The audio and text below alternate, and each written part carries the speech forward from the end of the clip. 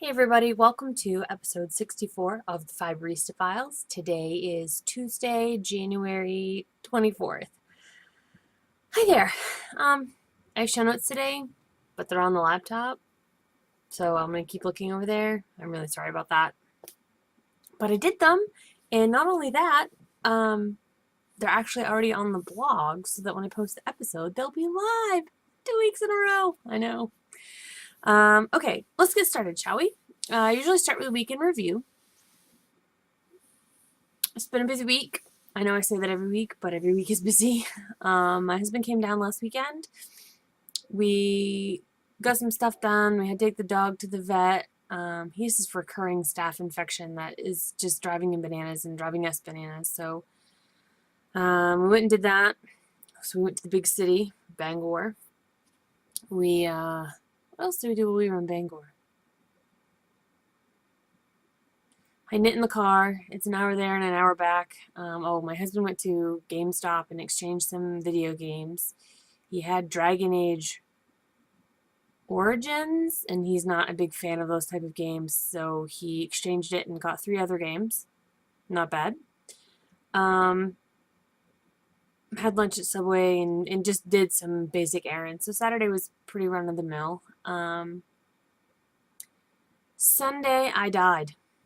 I died in the morning. I did take a 2-hour nap, but I didn't, just getting stuff done. Dying was Sunday was the only day I got to die this week. So I missed it. I didn't get to do much last week. Life has just been too crazy. So it was nice to spend Sunday doing that. And my husband read the Hunger Games, and I was in the dye pots, and it was pretty nice. So it was the weekend, and then this week started the new semester.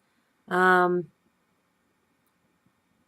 starting over my English, senior English's semesters, and so first semester finished with English 12, and that same period I'm now doing this class called In Recent Memory, which is actually a war literature class. It's all modern warfare lit, a lot of memoirs, things like that. So we started out with World War I, which my knowledge of the history of the events leading up to World War I is shaky at best. So I was left scrambling and doing some research and got that started this week. And then what previously was a prep period is now English 12, the basic one, which is a Brit Lit survey class. So that started. So my prep period shifted to a different block. And so I'm basically starting all over again with the class that I did last semester, but with different kids this semester. So it's been busy. It's been a lot of planning. And a lot at the beginning of units. It's a lot of talking during the day, a lot of bell to bell, laying groundwork and getting kids ready to go. So I've talked all day, all week. And I know it's only Tuesday, but it feels like it's pretty long. When you've got 5 classes, it goes pretty quick.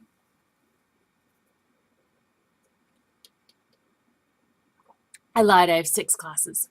You have 6 classes the day. Yeah, that seems like a lot. So yeah, that's been my weekend review. I wish it was more exciting, but unfortunately I just don't live a very exciting life. Weather's been fairly exciting. It was pretty cold this weekend. I guess Sunday morning it was 19 below zero in the mountains. My husband was very glad he wasn't there. But it was 49 degrees when I woke up this morning. Every year in Maine, January has what's called January thaw. So we have 1 week of normal or above normal temperatures. Usually like 35 degrees, and everyone's out there in shirt sleeves, and we're all chopping the ice on the driveway and trying to dig our way out of all the snow, and that's not the case this year. It's been incredibly warm all winter. We did have some snow. We got some snow this weekend. We had probably 4 inches on the ground, and that's all gone. I love it. I'll take the above zero temperatures any day of the week. Any day. I'll take above freezing temperatures every day. Like, keep it coming. I know I'm going to pay for this in the spring when all the bugs are crazy. I know I'm going to pay for it in the summer when it's hecka hot, but right now, I don't care. It's not freezing. I have to go out and start my car. The thought that I've lived in Maine my whole life, and this is the first winter I haven't had to go out and start my car every morning. I realized I wasn't doing it when I was a kid, but you get what I mean. It's just amazing to me. I like snow and I like winter, but not when I have to drive in it. You don't have to go off the road many times before you really realize that snow is pretty, but not so much when you're driving. So it's kind of spoiled me having to go north and drive through the mountains. And, I have a short commute now because of where the apartment is in relationship to my school district. I only have like a 9.5 mile commute, which is nothing compared to the 41-mile commute I had last year. But last year, if I had an accident, I called my mechanic, Mikey, on my cell phone, called his cell phone and said, get out of bed and come get me because I'm off the road again. I can't do that down here. My mechanic's 2 hours away. He can't come down at the drop of a hat and come rescue me. So I don't know the businesses here to know who to trust and who not to trust. So just making do. Fingers crossed. So the warm winter's been nice. All right. Let's get started, shall we? Knitting. There has been knitting. The finished object parade continues. So excited. I don't think I showed you both of these last time. I finished the French press slippers. Did I show you these last time? Because if I did, I'm really sorry. I think I showed you one last time, but I have both done now. The very long, oh wait, it's backwards. The very long slippers. And I have the little tabs, which go on the top. They all need to be felted. The felting is going to happen this weekend when I'm going home to the mountains. Requires a wash machine, which I don't have down here. So I take all my laundry home, so I'm going to throw it in the laundry and see what happens. I've not felted before. It's going to be a very new experience, but I was glad to get those done. I was really glad to get those done. Ask me if I've started on the second Cthulhu mitten. Yeah, no. Nope. No, I haven't. All right, what else am I knitting? I've got everything sort of ranged all over the place. The La Vie de Bois got some love. I'm so excited to get these done, but I don't know why it's taking me so long to do them. First sock, as you know, is done. That's the one that's on the pattern page. This is the second sock. You'll notice that my second sock now has a heel. Oh, look at that heel flap. It's gorgeous. Did the flap, did the turn and the flap, and now I am on the leg. So I just have, I don't know, 4 inches to do before I can do the binding and bind off. So I really hope that next week this will be a finished object. That would be a huge triumph for me if that were the case. They've been on the needles for years. I'm carrying that around in my box bag, my kitty box bag that I got from Tina, who's Knitter Freak on Ravelry and Plurk with a PH Freak. I love this box bag because she made it for me, and because it has kitties on it, and because it works awesome. So, is that like a triple win cubed? That's the La Vie de Bois. The My Wish shawl, I'm going to reach behind you. Sorry. Extreme close up. Oh, look at that. I need to dye my hair. Okay. My Wish shawl did get some love, and I don't know if you're going to even be able to tell that this got worked on because the pattern looks exactly the same. However, together. I am now at, my next row will be the increase row, and it will be the 69 stitches that I needed in between these two ridges. So I'm at the point where I stop increasing every 4 rounds and I start increasing every 2 rounds. So I'm back to the directions. When we went to Bangor on Saturday, this is what I worked on, and my husband was supposed to just pop into Game Pro really quickly, and that turned into me getting 4 pretty long rows done on my knitting, which was like half an hour, 45 minutes. But this is growing. I'm still in love with this. I'm still in love with the yarns, and I'm ready to hopefully give it some concentrated attention very soon. So that's really, I just have a couple of rows before I start the single color section, which is right at the bottom of the shawl. So I'm really probably 90% done on this at this point. So, and that's in my, Domesticated Darling medium-sized bag. And then I told you last time that I'm starting I'm not starting, several of us are starting a sweater knit-along that starts February 1st called the Ain't Scared of Sweaters Knit-Along, or the ASOS Cal. I dyed my yarn this weekend on Sunday. I was a little nervous that it wasn't going to come out, but it totally did. I love it. And I was going to swatch, because you can swatch before the date, obviously, and decided that a swatch would be a waste of yarn. But the sweater, which is the Dairy Raglan and Cowl, have it bookmarked, so it'll be super quick. Let me show you. This is the sweater. And this cowl is actually a separate piece. There's two pieces to it. There's the sweater itself and the cowl, which is separate. So this is what the sweater looks like. The neckline looks like without the cowl. So I actually cast on for the cowl, and I'm going to use the cowl as my gauge swatch. I figured if my gauge is off a little bit, who cares? The cowl is separate anyway. So I don't have very much done. I've only done about 8 rows. But this is the, oh, you really can't tell at all what that looks like. It's a hot mess.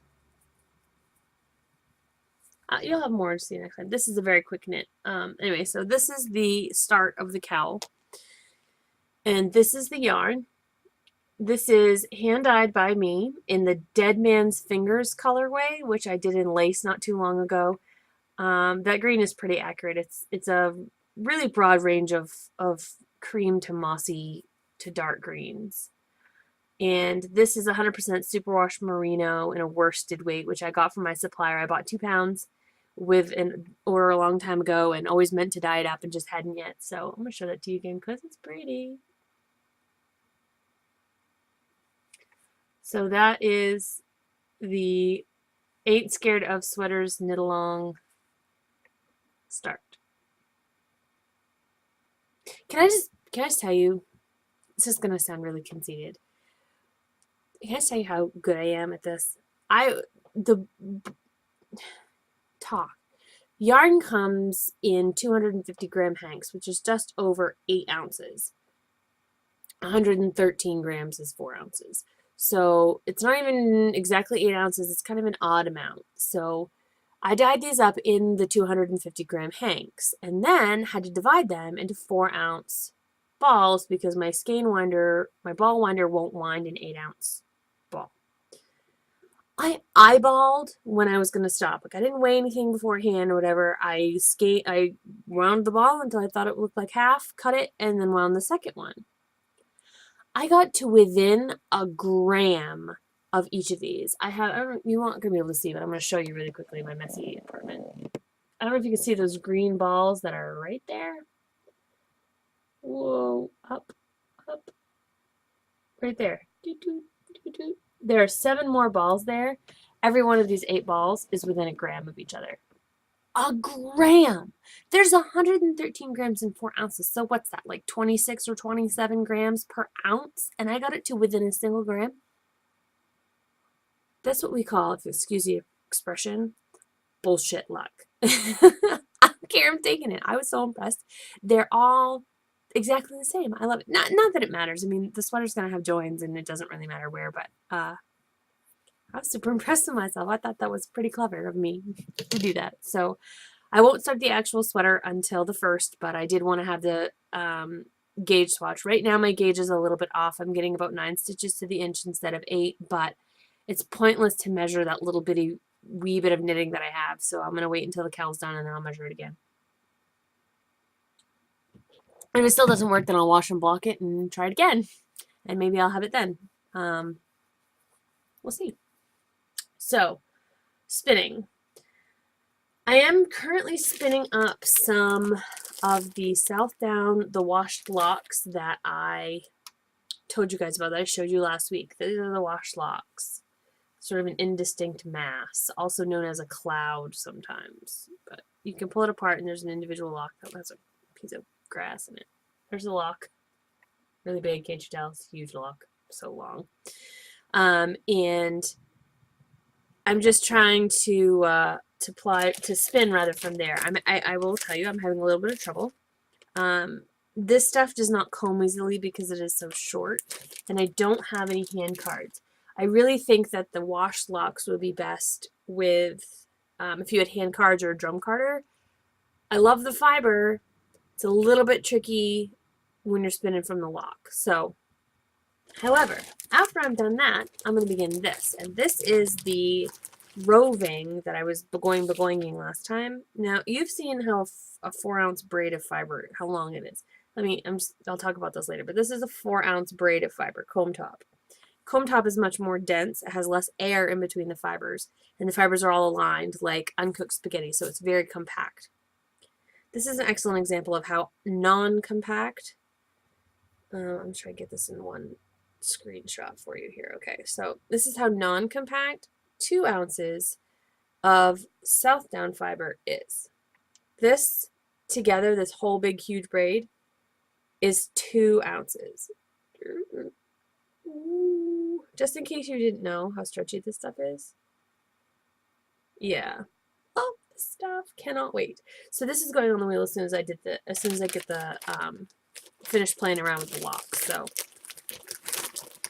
I do not have hand cards, so I don't know when that will be. I haven't started to spin it yet, but I did comb it. I'm continuing with my, I have a whole bunch, I'm sorry, of avocado underneath my fingernail from dinner. I'm sorry, I just noticed that. It's gross. Okay, sorry. I did comb up the Navajo churro that I talked about as being the next fiber for my fiber study. This is the Navajo churro that I got from the spinning loft. It's all in nests right now. I took my combs that are right here and I combed the fiber. This fiber is perfect for combing. It is a long staple length. It's a coarser wool, not a super fine wool, so the combs work really, really well. And this is the nest of Navajo churro. There's actually quite a bit of color variation. I don't know if you can see that this is more oatmeal and this is more cream and this is more oatmeal. I was a little surprised by the amount of color variation in it. It is a bit crunchy. It definitely 100% is not next to skin. I can feel its crunchiness. It feels kind of like over-permed old lady hair. Don't ask me why I know what that feels like, but that's kind of what it does. Like, it looks like it, it feels like it. It's kind of old lady-ish. But I'll do a close-up for you so you can see it. That's the Navajo churro. So we'll see how that spins up.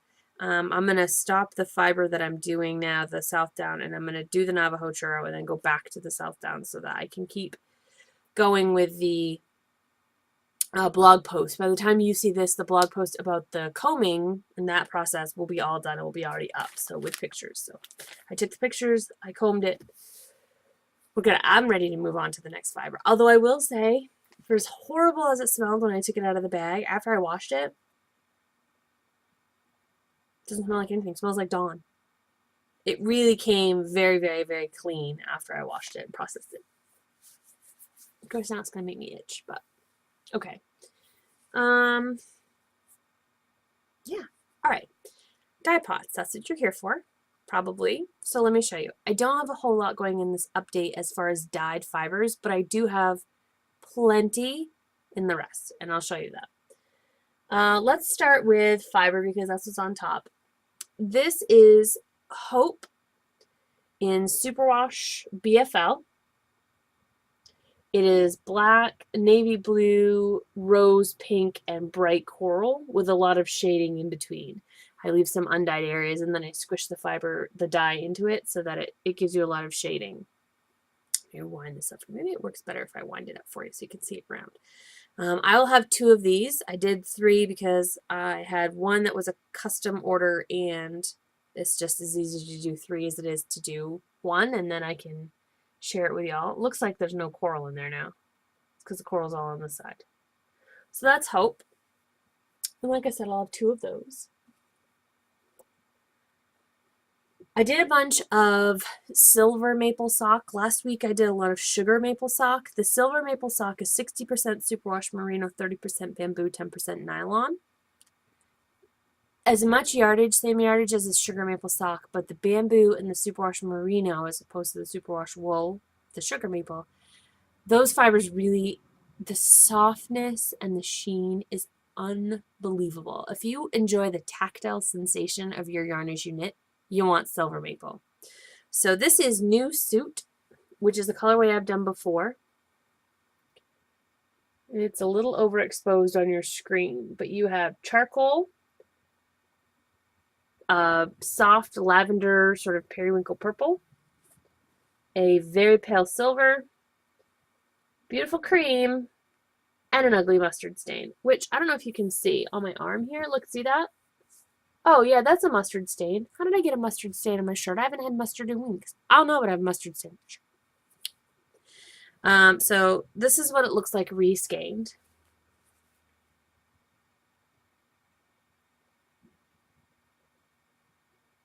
This was not a great reskeining job. You'll see there's still kind of bunches of color everywhere, but it's a fairly good representation of what it will look like when you knit it up.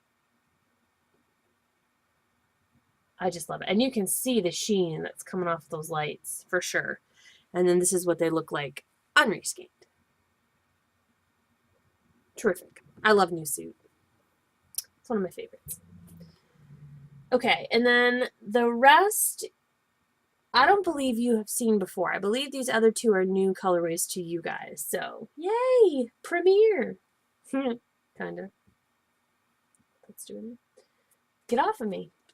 The fiber touching me. Okay. So, this next colorway is called Prism, and it was designed to look like the shades of light that break up when you hold a prism up to the sunshine. When I dyed it and the way it translated into fiber, all I can think of is Angry Birds. I can't get that thought out of my head. This is Prism, and I'll show you the reskeined one in just a second.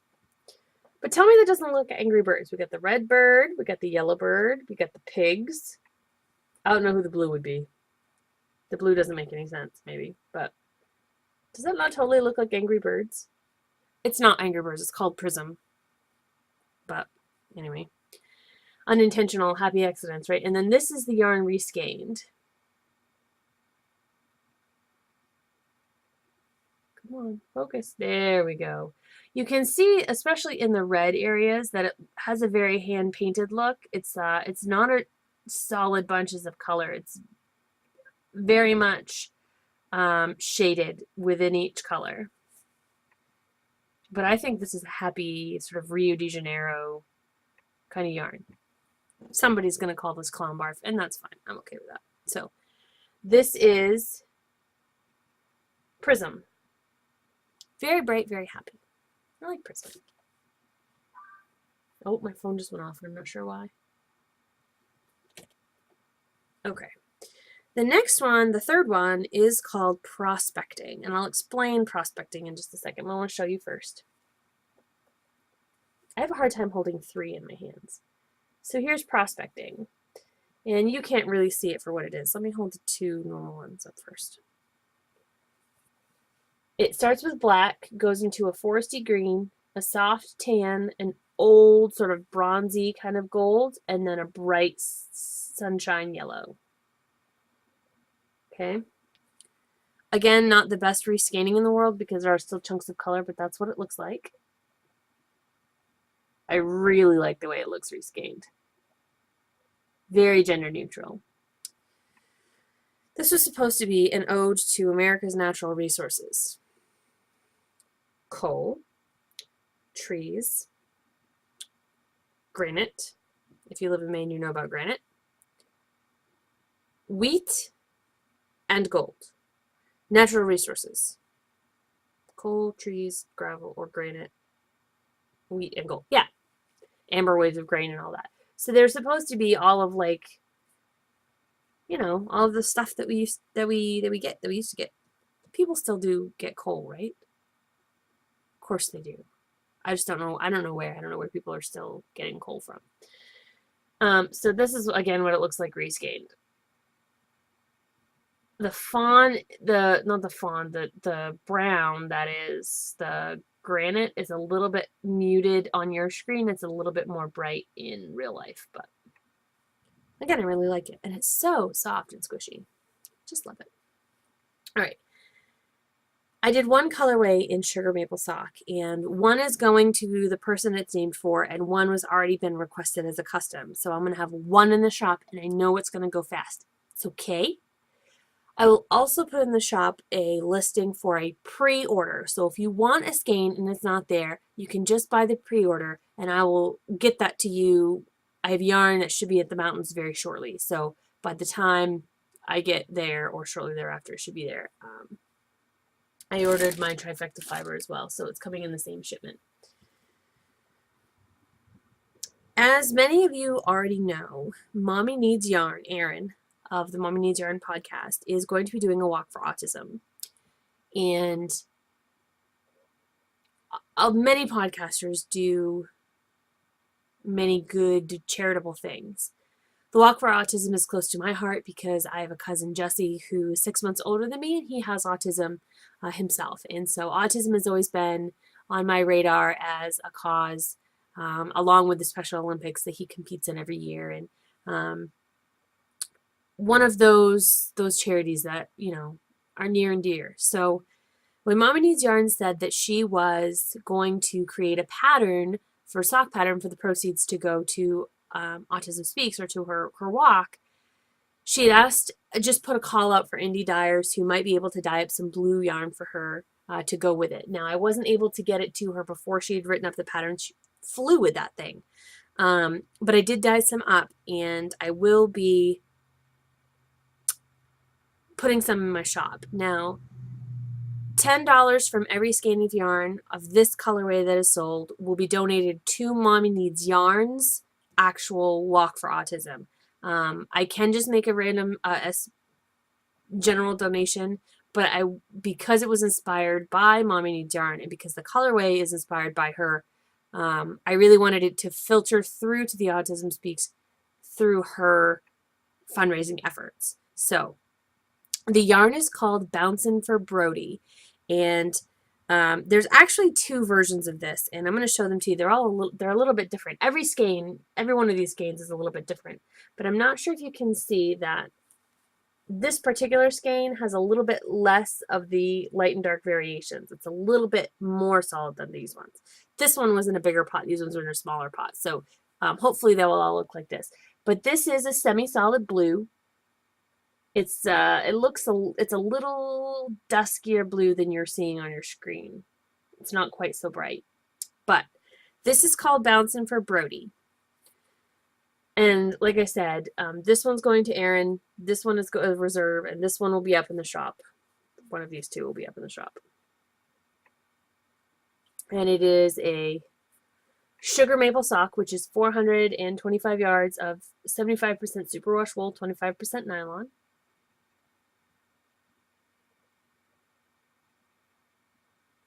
And Bouncin for Brodie is the name because she has a son named Brodie who's on the autism spectrum. I don't know his diagnosis. I'm not like super close with him, but he bounces and his nickname is Tigger. So I figured since they were walking, they needed a verb for that, and Bouncin for Brodie just kind of seemed to fit. And I did check it with Mommy Needs Yarn, and she said that was fine. So Bouncin for Brodie will be available in the shop update. And like I said, there'll be one skein that will be immediately up for grabs, and others will be available for pre-order. And it could take it's probably going to take 2 or 3 weeks before I can get those out to you. But I will keep you updated, absolutely. I'm just waiting on yarn. I'm out.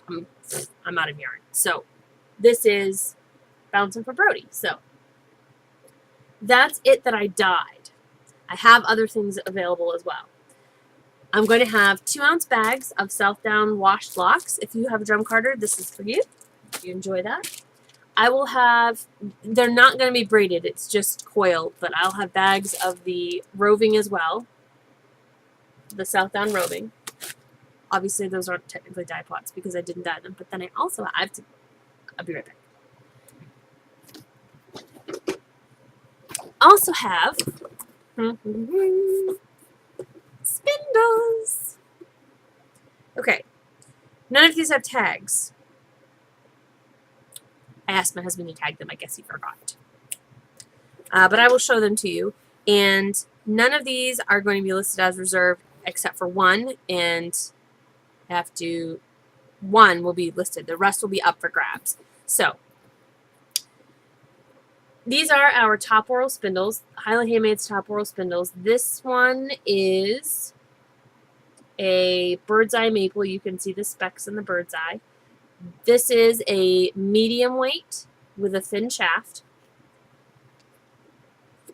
I can't, if you ask me which can I reserve one, I can't because I'm going to get these all mixed up.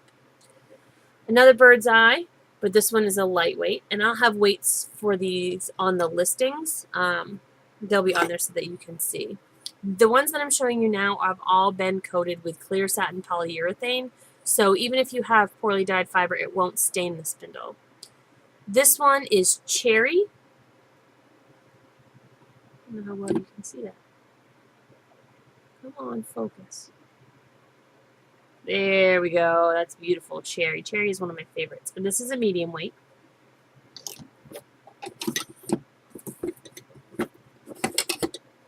This is a heavyweight beech. Look at, and with a thick shaft.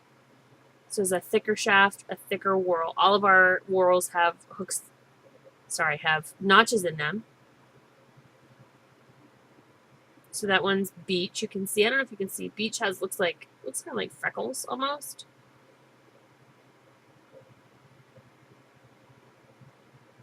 Yeah, see those little specks? Those are like freckles. That's why I think they look like freckles.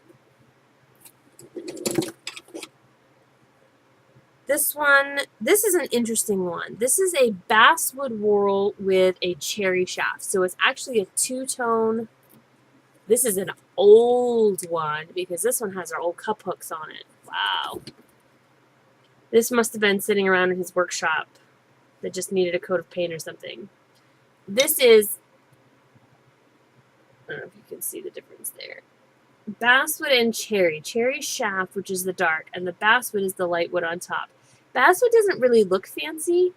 What makes basswood special is that basswood is what they use to make decoys out of. It's an incredibly lightweight wood. So although this is a heavyweight spindle, and most of our heavyweight spindles are over 2 ounces, because it's a basswood shaft, it's only, this is an old one because it has a tag, it's only 1 3/8 ounces, which is about the weight of this one probably. They're actually much closer in weight to the mediums than they are the heavies, which is kind of neat. So if you like a bulkier, heavier, a bulkier, thicker spindle, but not a heavier one, maybe that one's for you.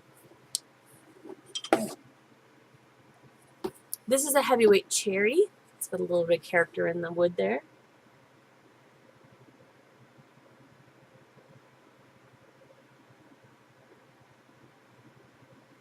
Again, heavyweight with the thick shaft.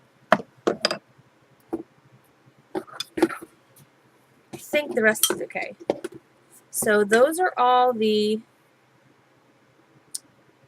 polyurethane ones. And then I also have some that are finished with mineral oil. Mineral oil is what you use to finish your butcher blocks, your wooden cutting boards, things like that. It soaks into the wood and gives the wood a really nice satiny feel and brings out the natural beauty of wood without coating it. So this has the potential to be stained by poorly dyed fiber, however unlikely that may be. Mineral oil is something that you can either send back to us once a year and we'll redo it, or you can do it yourself. Butcher block oil costs almost nothing, and you just wipe it on and then wipe it off, and it soaks in. This is a beech spindle.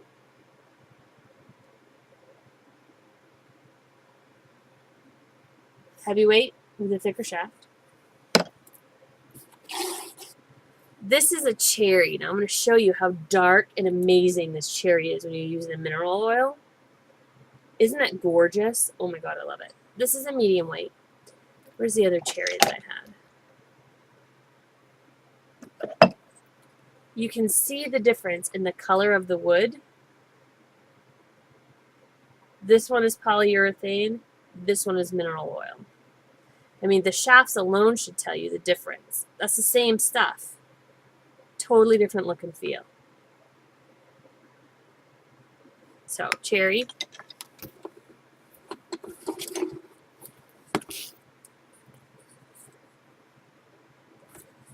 A lightweight bird's eye maple. See all those specks?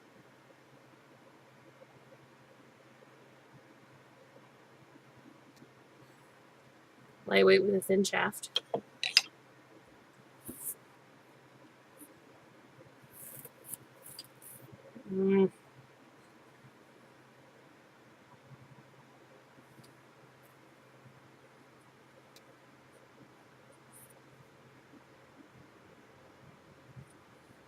Sorry, that was dead air. I apologize.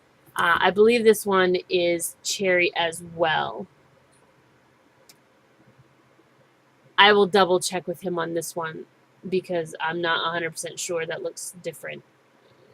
But it doesn't look like maple, so I think it's cherry, but I'll check. And that's on a thick shaft, so light spindle, thick shaft. This one will spin differently than the other ones will. And then I finally... Nope, can't sell this one. This one's split. This one's busticated. See, these are the ones that I end up with. I end up with the busted ones that, you know, I glue back together and it looks all ugly, but I get to use it for free. So this is a really dark cherry. Oh, that's gorgeous. I'm really sad that's broken. That would have been awesome. Look, here's the hook. Right there. But it's cracked. That's not going to work. So sorry you can't have that one. That one's for me. I'll put that one over there. Okay, so spindles as well. So how many is that? 2, 4, 6, 8, 10. I'll have 10 spindles in the shop on Thursday when I do my update as well.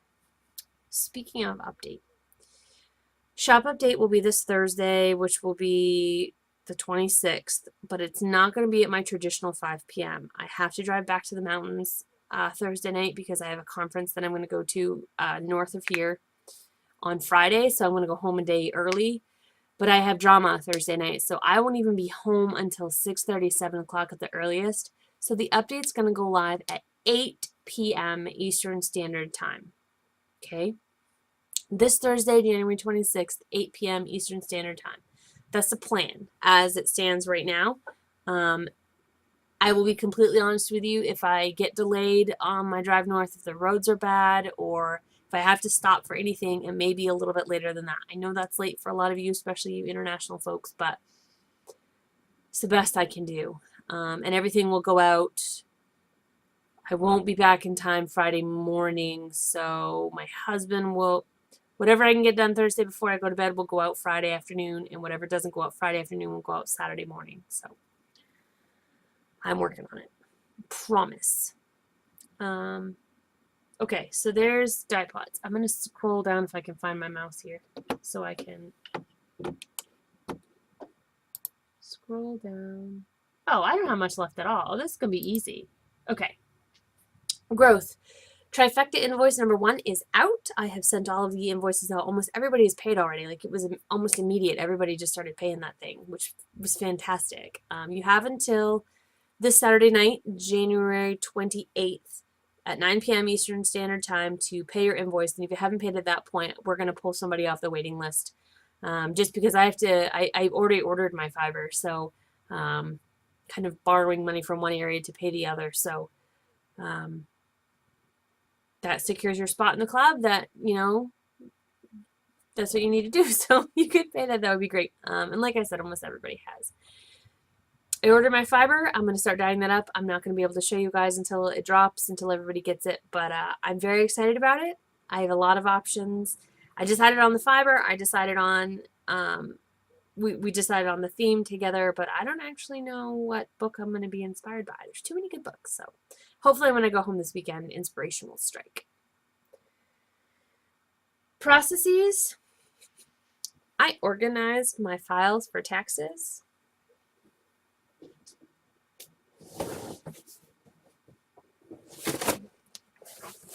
This is the boot box that I used, that I got when I bought my boots. It says Highland Handmades, Taxes and Receipts. And I actually have 2010 because it took no space at all, and then 2011 in here as well. I don't know if you even want to see this. Maybe you don't care, but I have in here all of my shipping slips. I have all my bank statements. I have my insurance payments, and I have all of my supplies that I've ordered and all that. Everything that I collected over the year, I have here. Now, my tax preparer does not need to see all this. All he needs is my report from Outright that says what I spent where so that he can fill out the form for me. However, If I get audited by the IRS, I have to prove that I did spend all that money and take in that money and all of that. I keep everything. And they're all in hanging file folders in my desk. And then at the end of the year, everything comes out and stapled or clipped together and goes in there. So just in case. I did make a significant growth this past year, so it's not out of the realm of possibility that the IRS might be wondering how the heck I did that. So wish me luck, I guess. So I'm not actually going to even, I might bring the box, but I think I'll leave it in the car when I get my taxes done. I'm just waiting on the 1099 form from PayPal, which I probably need to email them and ask them for. I got all my W-2s for my day jobs, but apparently if you receive or spend more than $200, I think it's just receive. If you receive more than $200 via PayPal, they are requiring that you claim that as income to the IRS. Those of you who are super small indie dyers, you might want to ask PayPal for a 1099. That's the little notification that I got in my email saying, hey, you're going to get a 1099. Thanks a lot. So that's fine. I don't lie about my income on the business anyway. I'm not going to get fines and screwed by the IRS because I just wanted to save a couple bucks on my taxes. Like, I even claim use tax, and nobody, like, my personal taxes, you don't claim use tax. I'm not going to pay taxes off stuff I got off the stupid internet. But you better believe that all my supplies that I order, yes, I pay use tax on those. I'd much rather follow the rules and toe the line in my business than in my personal life. I got no money. If you want to take my money from my personal account, you go for it because I got nothing. But as far as the business, I don't want to get into any legal trouble. So I totally do everything by the book with the business. It's not very much fun. Sorry. I'm not very much fun this week. I apologize. Kids have sucked it out of me. Okay. Hey guys, sorry about the jump in the film. I had a whole different grabby hands planned for today, but something that's just come up and way more important than the thing that I was going to talk about. Sorry, there's my heater. I was just on Plurk checking my messages while my video got ready for editing and found out that one of my dearest Plurk friends, Yen for Yarn, who's Lisa Dykstra, just found out that her cancer is back. A couple of years ago now, she was diagnosed with ovarian cancer and she beat it. And as part of our effort to do something for Yen for Yarn, because there really wasn't anything we could do for her over the web, a bunch of us banded together and cast on for Yen for Yarn, which was a community knit along where we bought one of her designs from Ravelry. She is a knitting designer. And any pattern we wanted, and we knit that pattern. I knit the Manhattan socks in my own sugar maple sock yarn and the April Showers colorway. You can view it on my project page. It was the first pair of socks that I ever finished, and it felt good to do something, anything, to send good thoughts out into the ether for Yen for Yarn, and she beat it. Unfortunately, she's fighting again. So forget what I was going to do for Grabby Hands, and instead, Grabby Hands is patterns by Lisa Dykstra. Go to Yen for Yarn on Ravelry. Just search the designers. It's YENFORYARN, Yen for Yarn. She has some beautiful patterns on Ravelry. They're all very reasonably priced. And please, if you know her, if you can relate to what she's going through, I encourage you to please purchase a pattern from Yen for Yarn and cast on for Yen for Yarn. So if you can't afford to buy a pattern right now, look through her patterns, put some on your wish list page, and I know that I will be gifting her patterns to people until she beats us again. So thanks very much. That's all I've got this week, and happy spinning and knitting, and thanks for tuning in.